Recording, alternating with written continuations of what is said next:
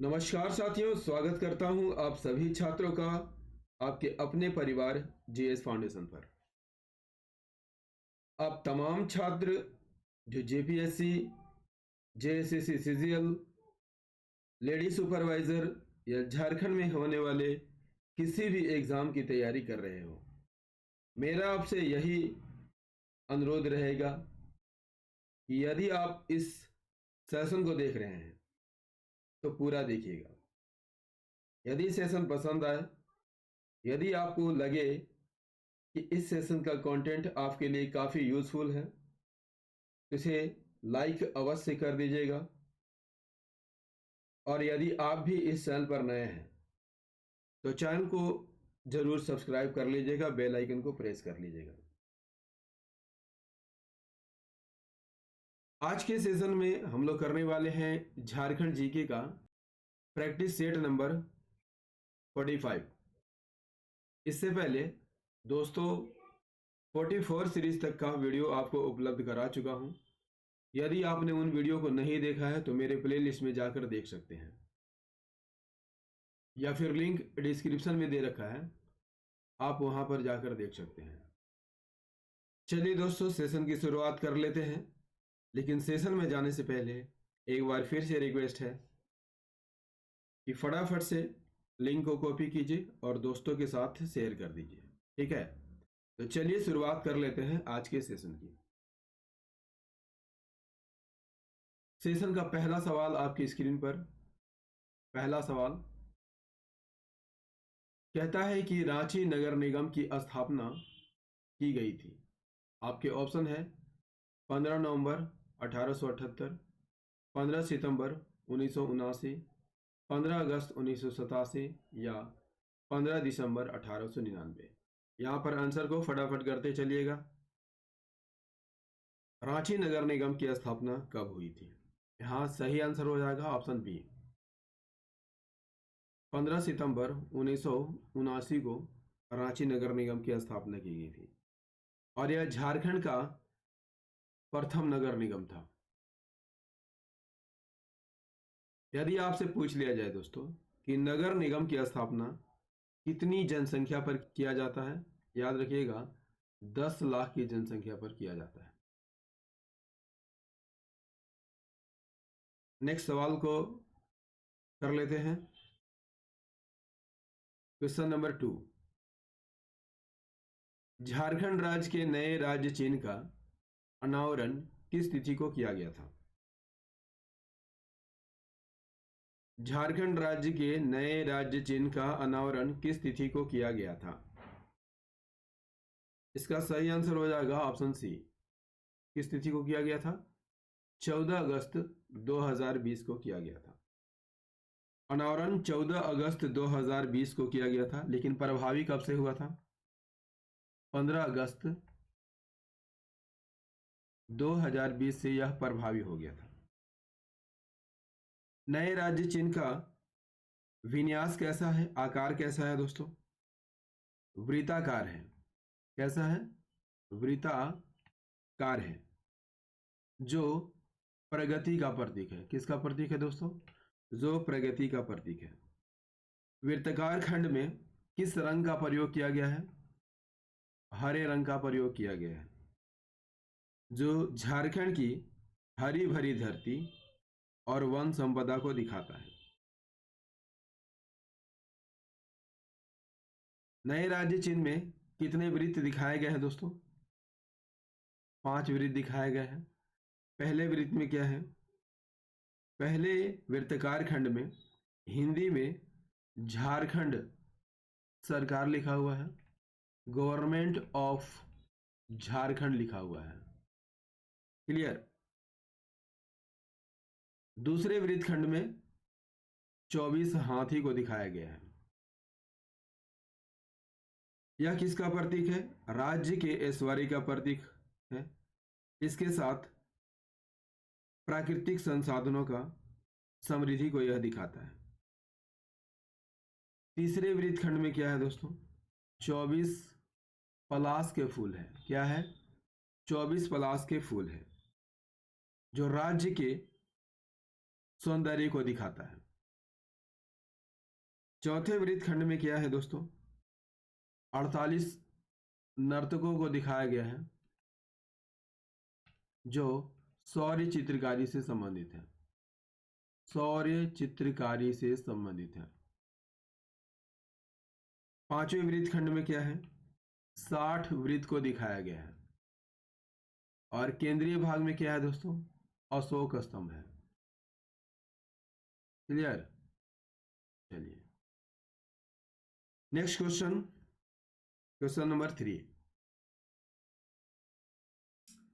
क्या कहता है दोस्तों? फटाफट से आंसर को करते चलिए। झारखंड के किस जिले में न्यूनतम साक्षरता दर पाया जाता है? आंसर कीजिएगा जरा। झारखंड के किस जिले में न्यूनतम साक्षरता दर पाया जाता है?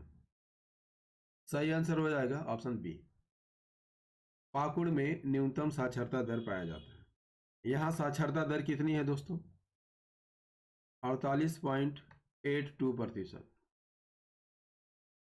दूसरे नंबर पर साहेबगंज का स्थान है, यहां पर साक्षरता कितनी है? 52.04%। तीसरे नंबर पर गोड्डा का स्थान है, यहां साक्षरता दिन कितनी है? 56.40%। यदि आपसे पूछ लिया जाए दोस्तों कि चौथे स्थान पर कौन है? चौथे स्थान पर पश्चिम सिंहभूम का स्थान है, यहां पर साक्षरता दर कितनी है? 58.63%। क्लियर? चलिए अगले सवाल की ओर बढ़ते हैं। क्वेश्चन नंबर 4, वेनसांग ने झारखंड के लिए निम्न में से किस शब्द का प्रयोग किया है? वेनसांग ने झारखंड के लिए निम्न में से किस शब्द का प्रयोग किया है? सही आंसर हो जाएगा ऑप्शन ए, किलोना सुफालाना शब्द का प्रयोग किया है। मुरंड किस ग्रंथ में झारखंड को कहा गया है दोस्तों? वायु पुराण में कहा गया है। वायु पुराण में झारखंड को क्या कहा गया है? मुरंड कहा गया है। मुरंड से ही मिलता जुलता वर्ड है दोस्तों मुरुंड, और मुरुंड झारखंड को कहा गया है किस ग्रंथ में? वेनसांग के प्रयाग प्रशस्ति में कहा गया है। वेनसांग के प्रयाग प्रशस्ति में झारखंड को क्या कहा गया है? मुरुंड कहा गया है। यदि आपसे पूछ लिया जाए दोस्तों कौटिल्य के अर्थशास्त्र में झारखंड को क्या कहा गया है? कुक्कुट या कुक्कुट देश कहा गया है। कुक्कुट या कुक्कुट देश कहा गया है। टॉलमी ने झारखंड को क्या कहा है? टॉलमी ने झारखंड को मुंडल कहा है। फाहियान द्वारा झारखंड को क्या कहा गया है? फाहियान द्वारा झारखंड को कुक्कुट लाड कहा गया है। वेनसांग ने झारखंड को किलोना सुफालाना। मुगल काल में झारखंड को क्या कहा जाता था? खुखरा, खुखरा या कुकरा कहा जाता था। क्लियर? तुजुके जहांगीरी में झारखंड को क्या कहा जाता था? पोखरा कहा जाता था। क्लियर? चलिए देखते हैं अगला सवाल। दोस्तों सेशन कैसा लग रहा है कमेंट करके जरूर बताइएगा। हजारीबाग स्थित पुरातात्विक स्थल इसको के संबंध में कौन सा कथन सत्य है? पहला कथन है भूल भुलैया जैसी आकृति मिले हैं, बिल्कुल सही कथन है दोस्तों। बी आदि मानव निर्मित शैल चित्र मिले हैं, बिल्कुल सही कथन है। सी शैल चित्र दीर्घा मिले हैं, उपरोक्त सभी। यहाँ पर ऑप्शन डी सही आंसर हो जाएगा, उपरोक्त सभी कथन यहाँ पर सही है। क्लियर? चलिए नेक्स्ट क्वेश्चन करते हैं। क्वेश्चन नंबर 6, झारखंड के किस स्थान से बौद्ध देवी तारा की मूर्ति प्राप्त हुई है? झारखंड के किस स्थान से बौद्ध देवी तारा की मूर्ति प्राप्त हुई है? किस स्थान से? आंसर कीजिएगा जरा।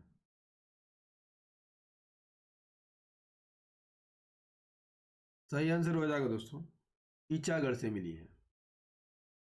क्लियर? ईचागढ़ किस जिले में है दोस्तों? सरायकेला, सरायकेला खरसावां में है। कहाँ है? सरायकेला खरसावां में है।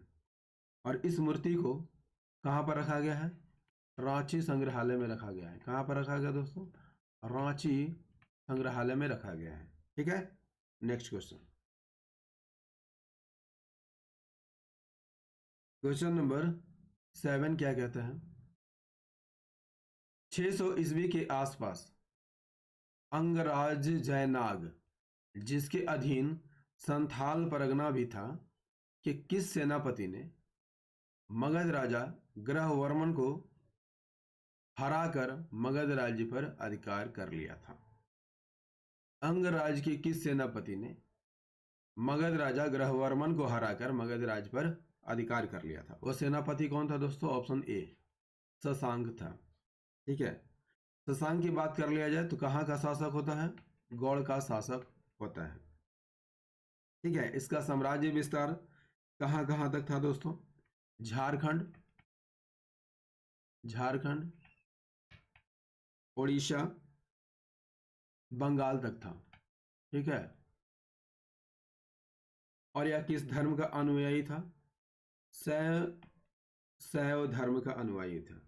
और इसने बहुत सारे शिव मंदिर का निर्माण भी झारखंड में कराया था। क्लियर? नेक्स्ट क्वेश्चन, चलिए आंसर कीजिए फटाफट। नागवंशी राजा मोहन राय तथा गजघंट राय किस पालकालीन राजा के समकालीन थे? सही आंसर हो जाएगा ऑप्शन बी, महेंद्र पाल के समकालीन थे। Next question, question number 9, Jahangir के समय खुखरा प्रदेश का राज्यपाल कौन था? खुखरा प्रदेश का राज्यपाल कौन था? Answer is the option A, Ibrahim Khan Fateh था।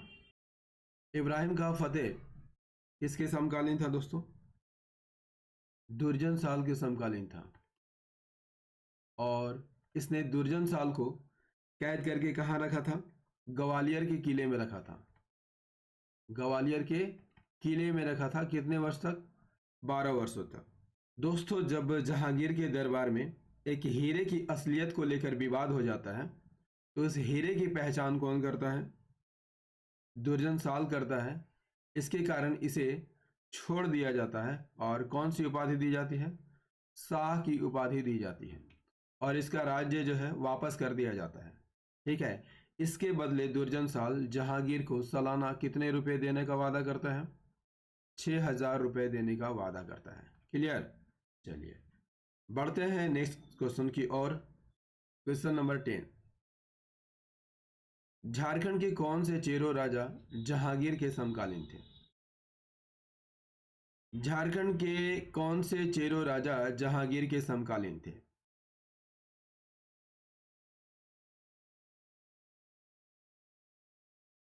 सही आंसर हो जाएगा ऑप्शन बी, जहांगीर के समकालीन अनंत राय थे। यदि आपसे पूछ लिया जाए कि मेदिनी राय किस मुगल शासक के समकालीन थे? औरंगजेब के समकालीन थे। किसके समकालीन थे दोस्तों? औरंगजेब के समकालीन थे। प्रताप राय किसके समकालीन थे दोस्तों? शाहजहां के समकालीन थे। और अनंत राय जहांगीर के समकालीन थे। जहांगीर ने किसे बिहार का सूबेदार नियुक्त किया था दोस्तों? अफजल खां को नियुक्त किया था। अफजल खां को नियुक्त किया था। यह किसका पुत्र था? अबुल फजल का पुत्र था। अबुल फजल का पुत्र था। यही अफजल खान ने जहांगीर के आदेश से पलामू पर सैन्य अभियान किया था दोस्तों। उस समय पलामू के चेरो राजा कौन थे? अनंत राय थे। कौन थे दोस्तों? अनंत राय। क्लियर? चलिए नेक्स्ट सवाल, क्वेश्चन नंबर 11, निम्नलिखित में कौन नागवंशी शासक फनी मुकुट राय का दीवान था? Option C is the correct answer, Bhavrai Srivastava. Nagvanshi राजा फनी मुकुट राय जो है अपने राज्य में गैर आदिवासियों को भी शरण दिया था और इन्हीं गैर आदिवासियों में भावराय श्रीवास्तव भी थे। भावराय श्रीवास्तव भी थे। क्लियर। चलिए नेक्स्ट क्वेश्चन,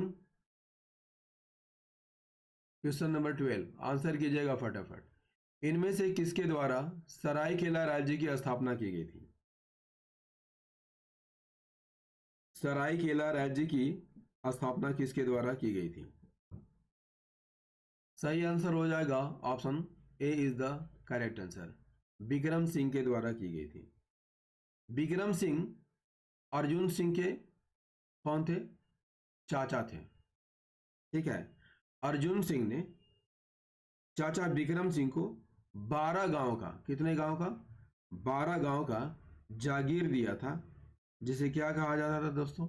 सिंहभूम पीर कहा जाता था। क्या कहा जाता था? सिंहभूम पीर कहा जाता था। विक्रम सिंह ने इसी 12 गांव में अन्य क्षेत्रों को मिलाकर सरायकेला की स्थापना की थी। क्लियर। बाद में यह सरायकेला राज्य बनता है। ठीक है, बढ़ते हैं अगले सवाल की ओर। क्वेश्चन नंबर 13 क्या कहता है? चेरो विद्रोह का प्रथम चरण संचालित हुआ था। कब हुआ था? आपको यहां पर आंसर करना है। आंसर कीजिए। चेरो विद्रोह का प्रथम चरण संचालित हुआ था कब? आंसर कीजिएगा जरा। Option A is the correct answer, 1770 से 1771 तक। दोस्तों चेरो विद्रोह की यहां बात कर लिया जाए तो कितने चरणों में होता है? 2 चरणों में होता है। पहला चरण 1770 से 1771 तक और दूसरा चरण 1800 में स्टार्ट होता है और 1819 ईस्वी तक चलता है। पहले चरण का नेतृत्व किसके द्वारा किया गया था दोस्तों? चित्रजीत राय के द्वारा किया गया था। किसके द्वारा? चित्रजीत की राय के द्वारा। चेरो विद्रोह का प्रथम चरण उत्तराधिकारी के युद्ध से प्रभावित था दोस्तों। अंग्रेज किसे राजा बनाना चाहते थे? अंग्रेज गोपाल राय को राजा बनाना चाहते थे। गोपाल राय को राजा बनाना चाहते थे। इसी के विरुद्ध चित्रजीत राय ने अंग्रेजों के खिलाफ युद्ध किया था। क्लियर। दूसरा चरण यदि आपसे पूछ लिया जाए किसके नेतृत्व में प्रारंभ हुआ था? दूसरा चरण भूखन सिंह के नेतृत्व में प्रारंभ किया गया था। भूखन सिंह के नेतृत्व में प्रारंभ किया गया था। क्लियर। किसके खिलाफ? अंग्रेजों के भूमि अधिग्रहण के खिलाफ। भूमि अधिग्रहण के खिलाफ। क्लियर। चलिए नेक्स्ट क्वेश्चन कर लेते हैं। क्वेश्चन नंबर 14, हजारीबाग में 1857 के विद्रोह के दौरान हजारीबाग का उपायुक्त कौन था? हजारीबाग में 1857 के विद्रोह के दौरान हजारीबाग का उपायुक्त कौन था?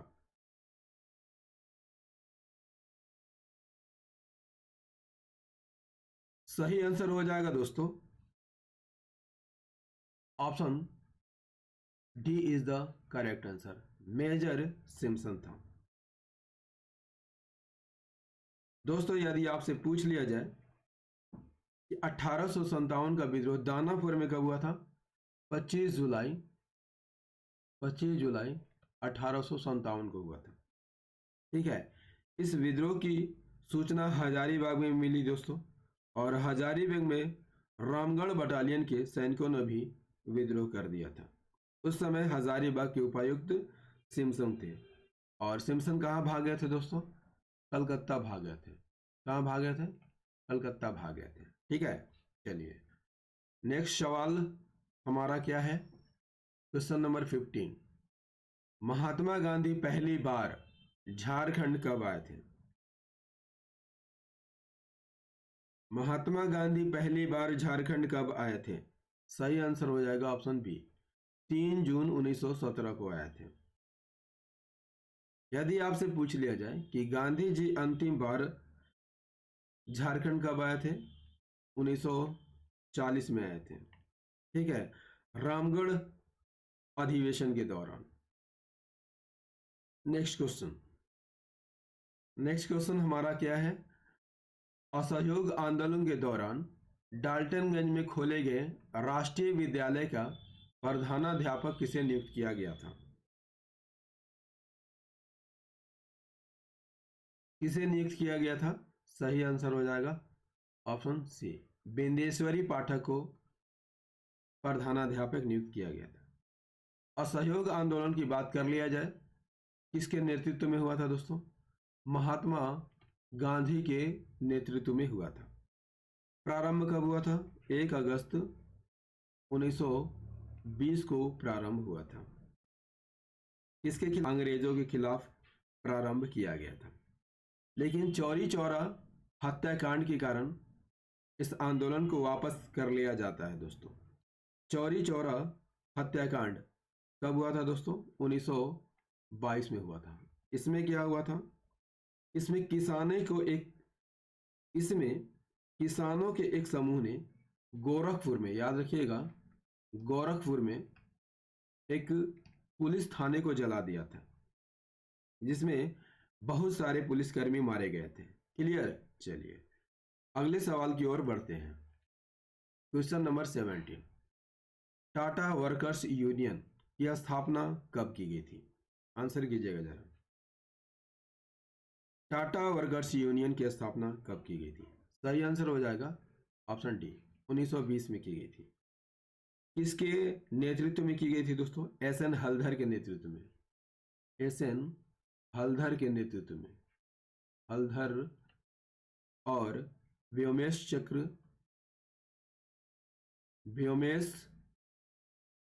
चक्रवर्ती के नेतृत्व में, चक्रवर्ती के नेतृत्व में किया गया था। क्लियर? अगले सवाल की ओर बढ़ते हैं। अगला सवाल हमारा है, रामगढ़ के कांग्रेस अधिवेशन में निम्नलिखित में से किस व्यक्ति ने सत्याग्रह संबंधी प्रस्ताव प्रस्तुत किया था?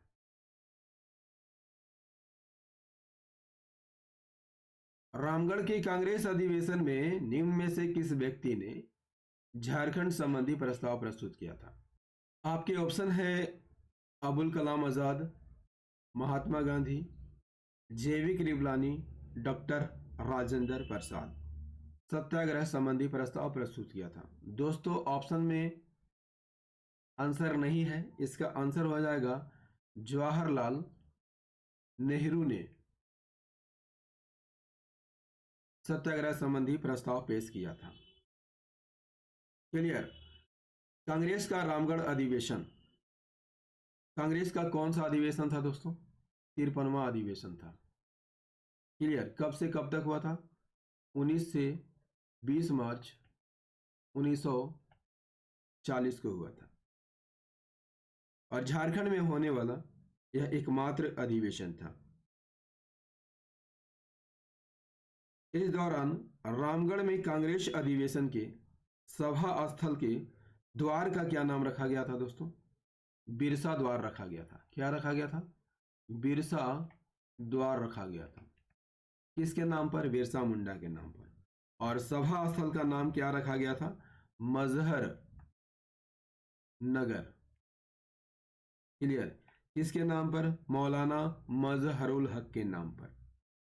सत्याग्रह का प्रस्ताव जवाहरलाल नेहरू द्वारा रखा गया था। इसका अनुमोदन किसने किया था दोस्तों? जेबी कृपलानी ने। जेबी कृपलानी ने इसका अनुमोदन किया था। यदि आपसे पूछ लिया जाए कि स्वागत समिति के अध्यक्ष कौन थे? स्वागत समिति के अध्यक्ष डॉक्टर राजेंद्र प्रसाद को बनाया गया था। ठीक है, इन्होंने ही स्वागत भाषण दिया था। और स्वागत भाषण का अनुमोदन किसने किया था? तो इसका भी अनुमोदन जेबी कृपलानी ने ही किया था। जेबी कृपलानी ने किया था। क्लियर? चलिए दोस्तों, ये सारे फैक्ट जो है काफी इंपॉर्टेंट है, परीक्षा में पूछे जाएंगे, तो आप एक कलम कॉपी लीजिएगा और सभी को नोट कर लीजिएगा। ठीक है? चलिए अगले सवाल की ओर बढ़ते हैं। क्वेश्चन नंबर 19, अखिल भारतीय समझौता विरोधी सम्मेलन के दौरान इनमें से किस व्यक्ति ने रेडिकल डेमोक्रेटिक पार्टी का गठन किया था? किसने किया था? सही आंसर हो जाएगा ऑप्शन बी, एम एन राय ने किया था। किसने किया था? एम एन राय ने किया था। एम एन राय, मानवेंद्र नाथ राय, इनका जन्म कहाँ हुआ था दोस्तों? कोलकाता के निकट हुआ था। कहाँ हुआ था? कोलकाता के निकट हुआ था। ठीक है, इनका मूल नाम क्या था? नरेंद्र नाथ भट्टाचार्य। नरेंद्र नाथ भट्टाचार्य इनका नाम था। बाद में इन्होंने अपना नाम बदल करके क्या रख लिया था? एम एन राय रख लिया था। क्लियर? चलिए नेक्स्ट क्वेश्चन नंबर 20। पलामू में स्थित 3 गुंबदों वाले मस्जिद का निर्माण किसने कराया था? This is very very important question for your exam. Palamu में स्थित 3 गुंबदों वाले मस्जिद का निर्माण किसने कराया था? Option A is the correct answer, Daud Khan ने कराया था। दाऊद खान किसके समकालीन थे? मुगल शासक औरंगजेब के समकालीन थे। किसके समकालीन थे? औरंगजेब के समकालीन थे। नेक्स्ट 21। दोस्तों सेशन कैसा लग रहा है? एक बार कमेंट करके जरूर बताइएगा। यदि सेशन पसंद आ रहा हो दोस्तों तो इसे लाइक अवश्य कर दीजिएगा, दोस्तों के साथ शेयर कीजिएगा, और यदि आप भी इस चैनल पर नए हैं तो चैनल को जरूर सब्सक्राइब कर लीजिएगा। ठीक है, आंसर कीजिएगा जरा। 1845 में जब जर्मनी से प्रथम ईसाई दल झारखंड आया उस समय छोटा नागपुर के कमिश्नर कौन थे? कौन थे दोस्तों? सही आंसर हो जाएगा ऑप्शन सी, कर्नल आउसले थे। यदि आपसे पूछ लिया जाए कि डिप्टी कमिश्नर कौन थे तो हैटिंगटन थे। कौन थे दोस्तों? हैनिंगटन थे। डिप्टी कमिश्नर कौन थे? हैनिंगटन थे। क्लियर? हेकरलिन की बात कर लिया जाए तो हेकरलिन गोस्नर मिशन के वास्तविक संस्थापक थे। कौन थे? गोस्नर मिशन के वास्तविक संस्थापक थे। अगस्ट ब्रंट की बात कर लिया जाए दोस्तों, अगस्ट ब्रंट जो है प्रथम ईसाई दल के 4 सदस्यों में से एक सदस्य थे। ये क्या थे दोस्तों? अगस्ट ब्रंट क्या थे? एक शिक्षक थे। क्लियर? चलिए अगले सवाल की ओर बढ़ते हैं और देखते हैं कि हमारा अगला सवाल क्या है। 22। निम्नलिखित में से कौन एक छोटा नागपुर उन्नति समाज से संबंधित नहीं है? ठेबले उरांव, जुएल लकड़ा, पॉल दयाल, थियोडोर सुरीन। सही आंसर हो जाएगा option D, Theodore Surin. Theodore Surin की बात कर लिया जाए दोस्तों तो थियोडोर सुरीन जो है आदिवासी महासभा के अध्यक्ष थे। आदिवासी महासभा के अध्यक्ष थे। आदिवासी महासभा की स्थापना किस वर्ष की गई थी? 1939 में की गई थी। जबकि ठेबले उरांव, पॉल दयाल, जुएल लकड़ा सभी जो है छोटा नागपुर उन्नति समाज से सम्मानित थे। छोटा नागपुर उन्नति समाज की बात कर लिया जाए दोस्तों, छोटा नागपुर उन्नति समाज की बात कर लिया जाए, इसकी स्थापना किस वर्ष की गई थी?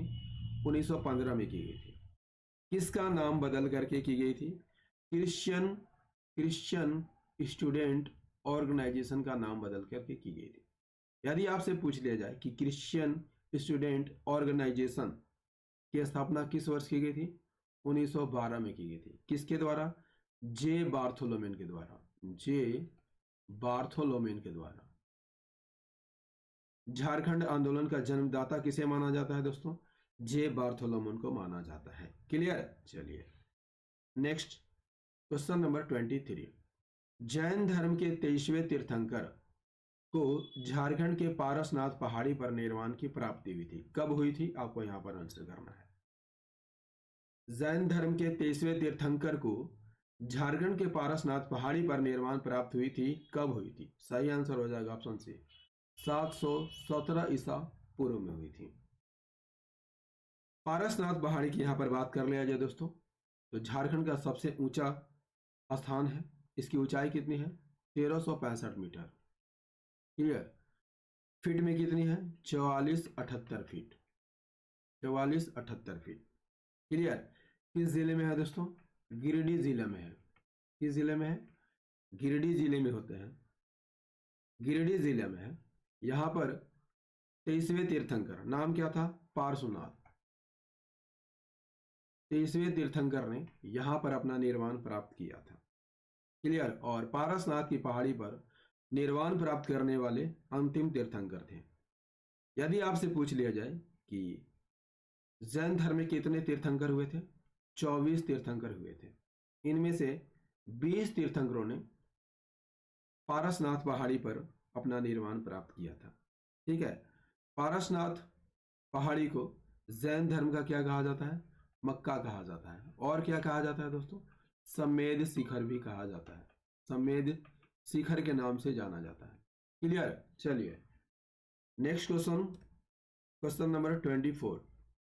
संथाली भाषा को किस संविधान संशोधन द्वारा भारतीय संविधान की 8वीं अनुसूची में शामिल किया गया है? संथाली भाषा को किस संविधान संशोधन द्वारा भारतीय संविधान की 8वीं अनुसूची में शामिल किया गया है? सही आंसर हो जाएगा ऑप्शन सी, 92वां संविधान संशोधन द्वारा। क्लियर। 92वां संविधान संशोधन यदि आपसे पूछ लिया जाए किस वर्ष हुआ था, 2003 में हुआ था। इसके द्वारा कितने भाषाओं को 8वीं अनुसूची में शामिल किया गया था दोस्तों? 4 भाषाओं को शामिल किया गया था। ये भाषा कौन कौन थे? बोडो, डोंगरी, मैथिली और संथाली। क्लियर। यदि आपसे पूछ लिया जाए कि मूल संविधान में भाषाओं की संख्या कितनी थी? 18 थी। ठीक है। 21वां संविधान संशोधन कब हुआ था? 1967 में हुआ था। इसके द्वारा कौन सी भाषा जोड़ी गई थी?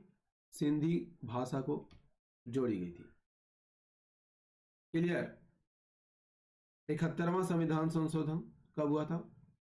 1992 में हुआ था और इसके द्वारा 3 भाषाओं को जोड़ा गया था, कोंकणी, मणिपुरी और नेपाली। क्लियर। चलिए नेक्स्ट क्वेश्चन कर लेते हैं, क्वेश्चन नंबर 25। संथालों द्वारा प्रातः काल किए जाने वाले जलपान को क्या कहा जाता है? वास्क्याक, माजवान, कदोक या उरु? क्या कहा जाता है दोस्तों? सही आंसर हो जाएगा, प्रातःकाल किए जाने वाले जलपान को क्या कहा जाता है? वास्क्याक कहा जाता है। दोस्तों संथालों द्वारा 3 बार भोजन किया जाता है। कितने बार? 3 बार। सुबह के भोजन को क्या कहा जाता है? वास्क्याक कहा जाता है। दोपहर के भोजन को माजवान कहा जाता है और रात के भोजन को कदोक कहा जाता है। क्लियर। दोस्तों झारखंड जीके का प्रैक्टिस सेट 45 का सेशन आपको कैसा लगा? उम्मीद करता हूं अच्छा लगा होगा। यदि सेशन पसंद आया हो तो इसे लाइक कर दीजिएगा, दोस्तों के साथ अवश्य शेयर कर दीजिएगा और यदि आप भी इस चैनल पर नए हैं तो चैनल को जरूर सब्सक्राइब कर लीजिएगा। मिलते हैं अगले सेशन में प्रैक्टिस सेट 46 के साथ। तब तक के लिए जय हिंद, धन्यवाद।